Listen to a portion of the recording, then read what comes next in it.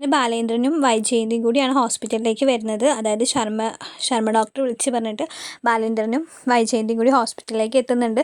ബാലേന്ദ്രൻ വേഗം ശർമ്മ ഡോക്ടറെ കണ്ടതും വേഗം അടുത്തേക്ക് പോകുന്നുണ്ട് കേട്ടോ. ആകെ പേടിച്ച് പരിഭ്രാന്തിയോടെയാണ് പോകുന്നത് കേട്ടോ. എന്തെങ്കിലും അലീനയ്ക്ക് സംഭവിച്ചു എന്നൊക്കെ അറിഞ്ഞിട്ട് വേഗം പോകുമ്പോൾ ഡോക്ടർ പറയുന്നുണ്ട്, ഇല്ല, അവൾ നല്ല മയക്കത്തിലാണ്, എന്തോ ഡോസ് എന്തോ ശരീരത്തിൽ കലർന്നിട്ടുണ്ട്, അതുകൊണ്ട് തന്നെ കുട്ടിക്ക് ബോധം വരാൻ കുറച്ച് സമയം പിടിക്കും. പിന്നെ ബ്ലഡൊക്കെ ഒരുപാട് പോയിട്ടുണ്ട്, ICUവിലാണ് കയറ്റിയിരുന്നത് എന്ന് പറയാൻ കേട്ടോ. ക്രിട്ടിക്കലാണോ ഡോക്ടറെ എന്ന് ചോദിക്കുന്നുണ്ട് കേട്ടോ. അപ്പോൾ വൈജയന്തി ഒന്നും പറയാറായിട്ടില്ല, ഡോക്ടർ നോക്കിക്കൊണ്ടിരിക്കുകയാണ്, ഇപ്പോൾ വരുന്നുണ്ടായിരിക്കും എന്ന് പറയാൻ കേട്ടോ. എന്നിട്ട് ഡോക്ടർ വരുന്നുണ്ട് കേട്ടോ. അപ്പോൾ ഡോക്ടർ പറയുന്നുണ്ട്, ഇപ്പോൾ കുഴപ്പമൊന്നുമില്ല, കുറച്ച് ബ്ലഡ് പോയിട്ടുണ്ട്, അത് നമുക്ക് എങ്ങനെയെങ്കിലുമൊക്കെ അറേഞ്ച് ചെയ്യാം. ആ ബ്ലഡ് കുറച്ച് അറേഞ്ച് ചെയ്യണം. പിന്നെ ആ കുട്ടിയുടെ ശരീരത്തിൽ വേറെ എന്തോ മയക്കുമരുന്ന് എന്തോ കലർന്നിട്ടുണ്ട്, അതുകൊണ്ടാണ് ആ കുട്ടിക്ക് ബോധം വരാത്തത്. ഒരു 1/2 hour ഒക്കെ കഴിഞ്ഞ് കഴിഞ്ഞാൽ ചിലപ്പോൾ ബോധം വരുമായിരിക്കും. ബോധം വന്നു കഴിഞ്ഞാലാണ് നമുക്ക് എന്തെങ്കിലും പറയാൻ പറ്റുള്ളൂ. വേറെ കുഴപ്പങ്ങളൊന്നുമില്ല. പിന്നെ കുറച്ച് ബ്ലഡ് പോയതിൻ്റെ ഒരു പ്രശ്നം മാത്രമേ ഉള്ളൂ. വേറെ അപകടനിലയൊന്നുമില്ല, കുഴപ്പമില്ലാതെ ഇരിക്കുന്നതെന്ന് പറയുന്നു കേട്ടോ. എന്നിട്ട് ഡോക്ടർ പോകുന്നുണ്ട്. അപ്പോൾ വൈജയന്തി ആലോചിക്കുന്നുണ്ട്, എങ്ങനെ മയക്കുമരുന്നൊക്കെ അവളുടെ ശരീരത്തിൽ കലർന്നതെന്ന് ആലോചിക്കുന്നുണ്ട് കേട്ടോ. പിന്നെ അപ്പോൾ ശർമ്മ ഡോക്ടർ പറയുന്നുണ്ട് കേട്ടോ, രാവിലെ തൊട്ടിട്ട് റിങ്കു നല്ല കുറയായിരുന്നു, നിങ്ങളുടെ വീട്ടിൽ ആരൊക്കെയോ വന്നു പോകുന്നുണ്ടായിരുന്നു എന്ന് പറയാൻ കേട്ടോ. വന്നു പോകുന്നുണ്ടായിരുന്നു, പരിചയമില്ലാത്ത ആരെയോ കണ്ടിട്ടാണ് അവൻ ഇങ്ങനെ കുറച്ചിരുന്നത്, കുറേ നേരം കുറച്ചു. പിന്നെ പെട്ടെന്ന് ഏതോ വണ്ടി 2 ബൈക്കൊക്കെ പോകുന്നത് കണ്ടു. അത് കഴിഞ്ഞിട്ടാണ് റിങ്കു പെട്ടെന്ന് മതിലൊക്കെ ചാടി വീട്ടിലേക്ക് പോയത്. അവനെ പിടിക്കാൻ വേണ്ടിയിട്ട് ഞാൻ പിറകെ പോയത്.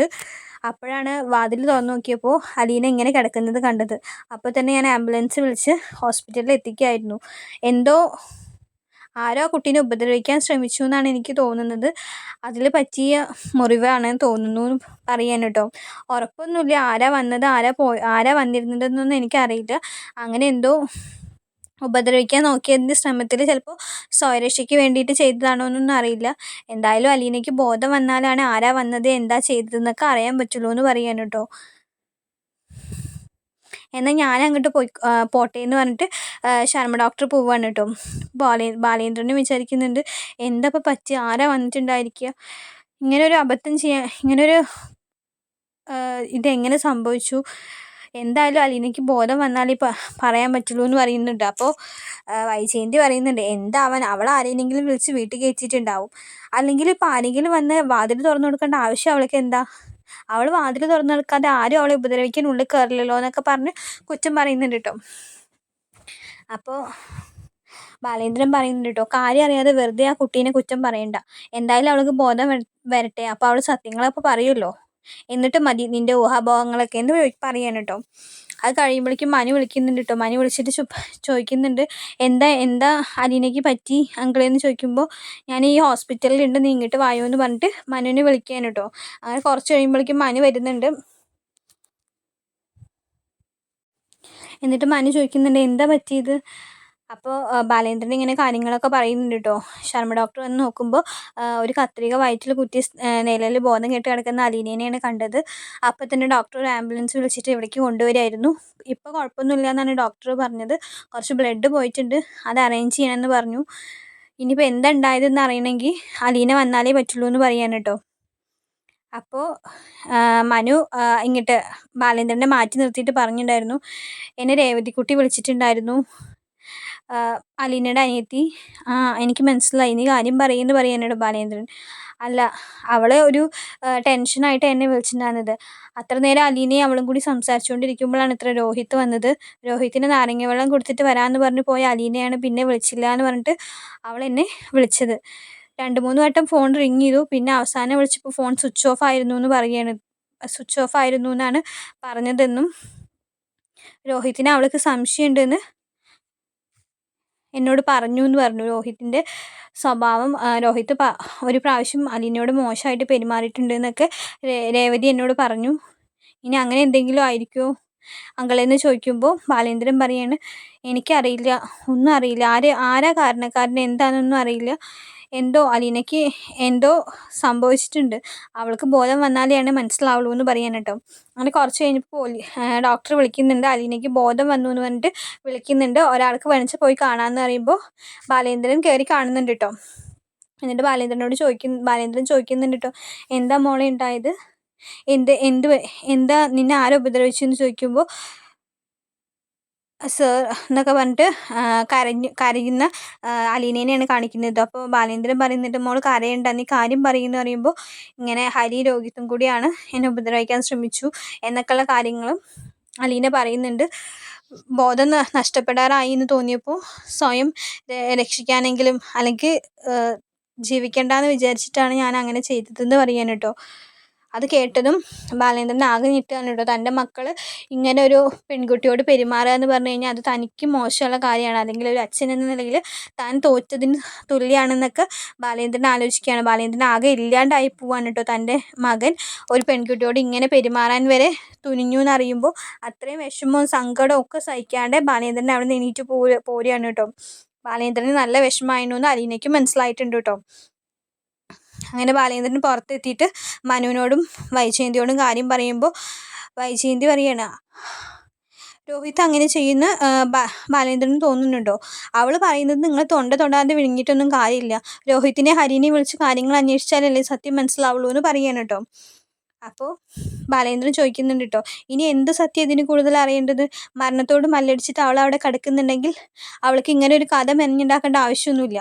സ്വന്തം ജീവൻ കളഞ്ഞിട്ട് അവൾ ഇങ്ങനെ ഒരു കഥ അവർ രണ്ടുപേരെയും പറ്റി ഉണ്ടാക്കി എടുക്കുന്നു നീ വിചാരിക്കുന്നത് എന്ന് പറയാൻ കേട്ടോ. അത്രയും മോശപ്പെട്ട ഒരു പെൺകുട്ടിയൊന്നും അല്ല അവളെന്ന് പറയാൻ ഇത്രോ പറയുന്നുണ്ട് കേട്ടോ. ഇതിനു മുന്നേ നിൻ്റെ മകനും ആ ഹരിയും കൂടി ചേർന്നൊരു കള്ളക്കഥ ഉണ്ടാക്കിയിട്ട് അവളെ വീട്ടിൽ നിന്ന് പറഞ്ഞയക്കാൻ നോക്കിയതല്ലേ? ഇതിൻ്റെ പിന്നിലും അവർ തന്നെ ആയിരിക്കും എന്ന് പറയാൻ കേട്ടോ. അപ്പോൾ വൈജയന്തി പറയുന്നുണ്ട്, അതല്ല ഞാൻ പറഞ്ഞത്. എടാ മനു, നീയെങ്കിലും ഞാൻ പറയുന്നതൊന്ന് ശ്രദ്ധിക്കേ. ഇവൾ പറയുന്നത് മാത്രം വിശ്വസിച്ചിട്ട് എന്താ കാര്യം? നമുക്ക് രോഹിത്തിനോടും ഹരിയോടും കൂടി ചോദിക്കണ്ടേന്ന് പറയാൻ കേട്ടോ. അപ്പോൾ മനു പറയുന്നുണ്ട് കേട്ടോ, എന്താ ആൻറ്റിക്ക് ഇത്രയും കാലമായിട്ട് അവരുടെ സ്വഭാവം മനസ്സിലായില്ല? എൻ്റെ അനിയനായതുകൊണ്ട് മാത്രം പറയല്ല, അവനേക്കാളും അവൻ്റെ സ്വഭാവം വൃത്തികെട്ട സ്വഭാവമാണ്. അവനും ഇങ്ങനെയൊക്കെ ചെയ്യുമെന്ന് അറിഞ്ഞപ്പോൾ എനിക്ക് എത്രത്തോളം വിഷമമുണ്ട്. അതും ഒരു പെൺകുട്ടിയോട് അവനിങ്ങനെ ചെയ്യാൻ കഴിഞ്ഞു എന്ന് നോക്കുമ്പോൾ. അലീനയ്ക്കിപ്പോൾ നുണ ഉണ്ടാക്കി പറയേണ്ട ആവശ്യമൊന്നുമില്ലല്ലോ. സ്വന്തം ജീവൻ വരെ പോകുമെന്നുള്ള ഉറപ്പിൽ അവൾ ഈ കാര്യം പറയണമെങ്കിൽ അത് അവരെ കൊടുക്കാൻ വേണ്ടി അവളുണ്ടാക്കിയൊരു നുണയായിട്ടൊക്കെ എന്തിനാ ആൻറ്റി വിചാരിക്കുന്നത്?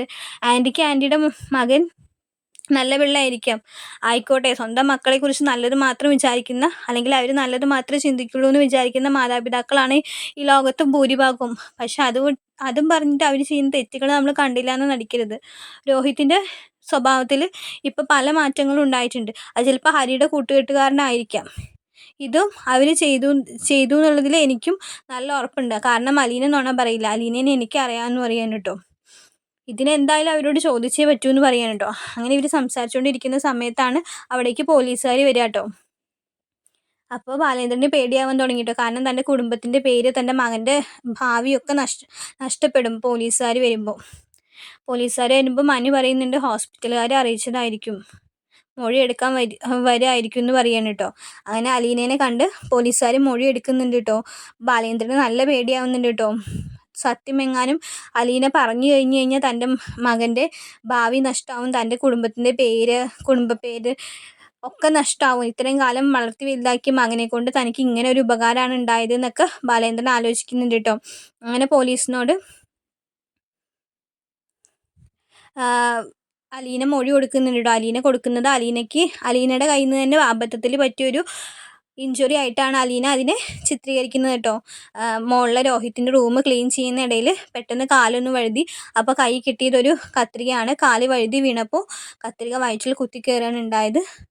അപ്പോൾ അവിടെ ആരും ഉണ്ടായിരുന്നില്ല. പിന്നെയാണ് ആരോ വന്ന് എന്നെ ഹോസ്പിറ്റലിൽ എത്തിച്ചത്. ഒരുപാട് ബ്ലഡ് പോയതുകൊണ്ട് എനിക്ക് ബോധം ഉണ്ടാകുന്നില്ല എന്നൊക്കെ പറയുന്നുണ്ട് കേട്ടോ. അല്ലാണ്ട് എന്നെ ആരും ഉപദ്രവിക്കാൻ ശ്രമിക്കുകയൊന്നും ചെയ്തിട്ടില്ല എന്ന് പറയാൻ കേട്ടോ. അപ്പോൾ പോലീസുകാർക്ക് അത് വിശ്വാസമായിട്ടില്ലെങ്കിലും മൊഴി അങ്ങനെ നൽകിയതുകൊണ്ടും പിന്നെ അവർക്ക് കംപ്ലൈൻ്റ് ഒന്നും ഇല്ല എന്നുള്ളതുകൊണ്ടും ആ കേസ് അങ്ങനെ ഒതുങ്ങി തീരുകയാണ് ചെയ്യുക കേട്ടോ. എന്നിട്ട് പോലീസുകാർ പുറത്തിറങ്ങുന്നുണ്ട്.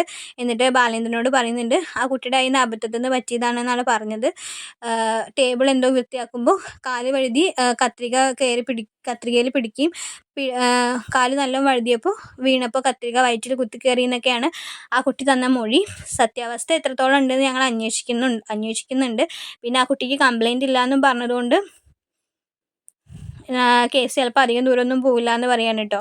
എന്നാൽ ഞങ്ങൾ വരട്ടെ എന്ന് പറഞ്ഞിട്ട് പോലീസുകാർ പോവാണ് കേട്ടോ. ഇത് കേട്ടതും ബാലേന്ദ്രൻ്റെ ഉള്ളിലേക്ക് കയറി പോകുന്നുണ്ട് കേട്ടോ. എന്നിട്ട് അലീനോട് ചോദിക്കുന്നുണ്ട് നീ എന്തിനാ അങ്ങനെ പറഞ്ഞതെന്ന് ചോദിക്കാൻ കേട്ടോ. അപ്പോൾ അല്ല സാറിൻ്റെ കുടുംബത്തിനും സാറിനും മാഡത്തിനും ഒക്കെ തല ഉയർത്തി പിടിച്ച് ഇനി ഈ സമൂഹത്തിൽ ജീവിക്കേണ്ടവരാണ്. അത് രോഹിത് കാരനോ ഹരി കാരനോ നഷ്ടപ്പെടാൻ പാടില്ല. അവരെയൊക്കെ ഞാൻ എൻ്റെ സഹോദരങ്ങളായിട്ടേ കണ്ടിട്ടുള്ളൂ. പക്ഷെ അവരെന്നെ അങ്ങനെയൊന്നും അല്ല കണ്ടിരുന്നത്. അതും പറഞ്ഞ് അവരെ ഞാനിനി കൊടുക്കാനൊന്നും നോക്കില്ല. അവർക്കും നല്ലൊരു ഭാവി ഉള്ളതല്ലേ. ഇനിയെങ്കിലും തൻ്റെ തെറ്റുകളൊക്കെ മനസ്സിലാക്കി അവർ നല്ല രീതിയിൽ ജീവിക്കുമെന്ന് ഞാൻ വിചാരിക്കുന്നു. എനിക്ക് ഇത്രയൊക്കെയല്ലേ ചെയ്യാൻ പറ്റുള്ളൂ. സാറും മുത്തശ്ശിയും മനുവേട്ടനൊക്കെ എന്നോട് കാണിക്കുന്ന സ്നേഹത്തിന് എനിക്ക് തിരിച്ചിതൊക്കെയല്ലേ ചെയ്തു തരാൻ പറ്റുള്ളൂ. എനിക്ക് പറ്റിയത് പറ്റി, അത് ഞാൻ സഹിച്ചോളാം.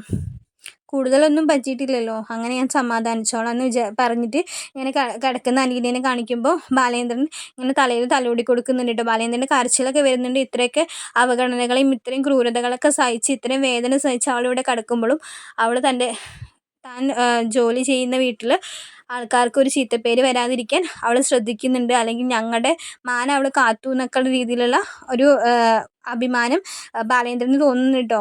അങ്ങനെ പുറത്തേക്ക് വരുന്ന ബാലേന്ദ്രനെയാണ് കാണിക്കുന്നത്. അപ്പോഴേക്കും രേവതിക്കുട്ടി വരുന്നുണ്ട് കേട്ടോ. രേവതിക്കുട്ടി അലീനേനെ കാണാൻ വേണ്ടിയിട്ട് ഓടി വരുന്നുണ്ട്. അങ്ങനെ അലീനേനെ രേവതിക്കുട്ടി വന്ന് കണ്ട് കരഞ്ഞു പോകുന്ന സീനൊക്കെ ഉണ്ട് കേട്ടോ. അതൊക്കെ വരാൻ പോകുന്നേ ഉള്ളൂ. അപ്പോൾ വീഡിയോ ഇഷ്ടമായി കഴിഞ്ഞാൽ എല്ലാവരും ഒന്ന് ലൈക്ക് ചെയ്യണം, സബ്സ്ക്രൈബ് ചെയ്യണം. താങ്ക്